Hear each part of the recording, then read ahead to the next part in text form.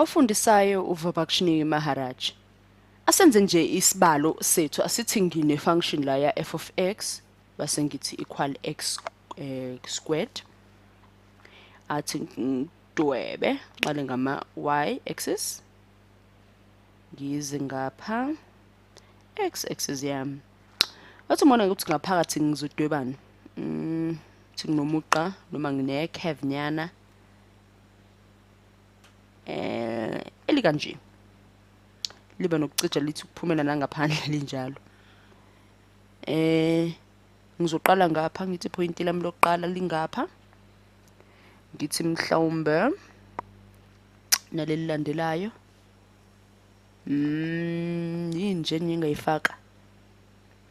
Athi ngihlobisa isikhala sami.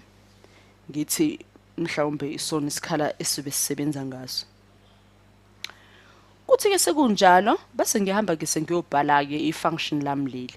Sengithi ke 1 no 4 khombisa ukuthi ngifuna isikhala esiphakathi nendawo la ku1 no 4. Sengithi f of x wami ke dithi njengokwe function. Ngoba ngifuna ukwazi ukuthi la phakathi nendawo ngithola ini noma isikhala esingakanani. Athi ngibone nama triangle mhlawumbe ngingawazama ngaphakathi.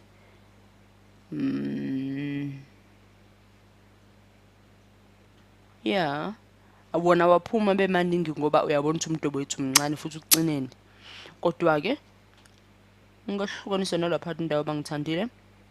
Noma ungenza kanjani noma ungathola kanjani amangaka ama triangle akunani. Ngithi dx wami ke lapha ya.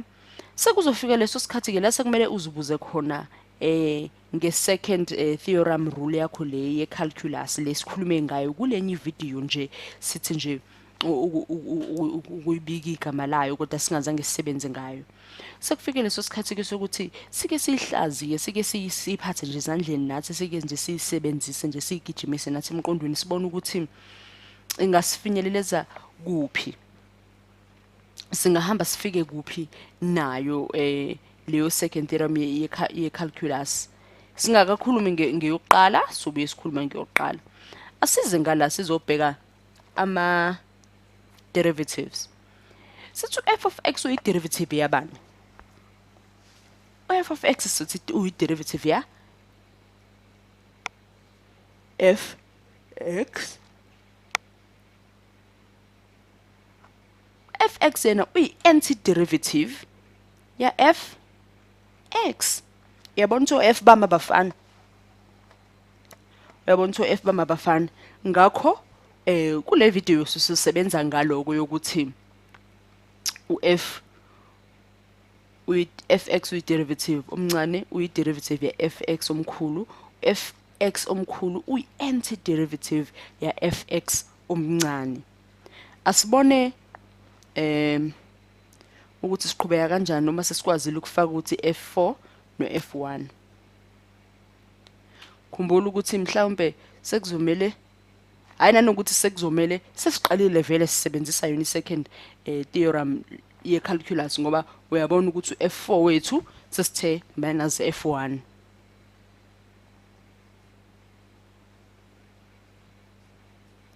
Siqhubeka kanjani ke? Ngabe khona amanye ama derivative ekuzomela siwabheke phambi kokuba siqhubeke kakhulu.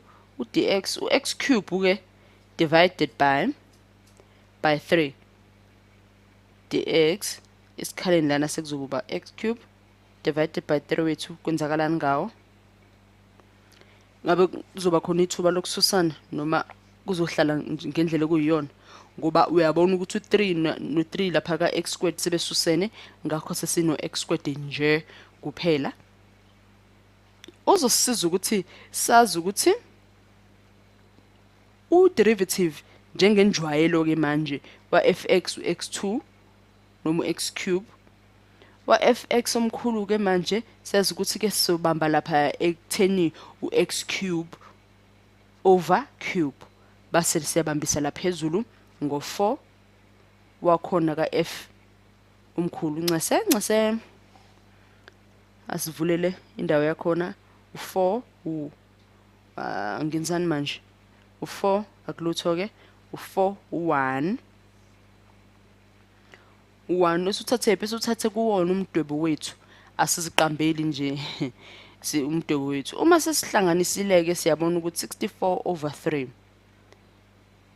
64/3 so minaza kanjani ke manje 54/3 suthathe lapha ku cube times 4 sathola no 3 times 1 esingathola ngokuthini u1/3 wa f1 base sithi ke 64 ke uyabona ukuthi kusiza ngoba o3 bethu baphansi bobabili okuzosipha u63/3 singakwazi ukusebenzisana u3 owodwa ngoba o3 bethu bangezansi bayafana futhi sisebenza ngo minus okusipha ba u21 kalula kamnandi kanjalo.